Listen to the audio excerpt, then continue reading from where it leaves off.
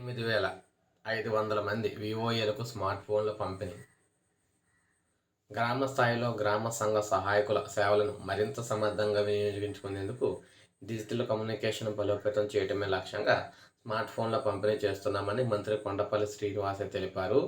ముఖ్యంగా విజయవాడ రామవరప్పాడు కన్వెన్షన్లో గ్రామ సంఘ సహాయకులకు స్మార్ట్ ఫోన్ల పంపిణీ కార్యక్రమం జరిగింది. రాష్ట్ర వ్యాప్తంగా 28 జిల్లాల నుంచి భారీ ఎత్తున వివోఏలు తరలివచ్చారు. ముఖ్య అతిథిగా హాజరైన మంత్రి కొండపల్లి మాట్లాడుతూ 30 ఏళ్ల క్రితం ముఖ్యమంత్రి చంద్రబాబు డ్వాక్రా సంఘాలు ప్రారంభించారని, ఈ సంఘాలతో నేడు రాష్ట్రంలో మహిళా స్వయం నాయకత్వ స్ఫూర్తి కనిపిస్తుందన్నారు. అయితే ఉన్నతాధికారులంతా మహిళా అభ్యున్నతి కోసం ఎంతో శ్రమిస్తున్నారని చెప్పారు. రాష్ట్ర వ్యాప్తంగా 28,500 వివోఏలకు స్మార్ట్ ఫోన్ పంపిణీ చేయడం ఎంతో ఆనందంగా ఉందన్నారు.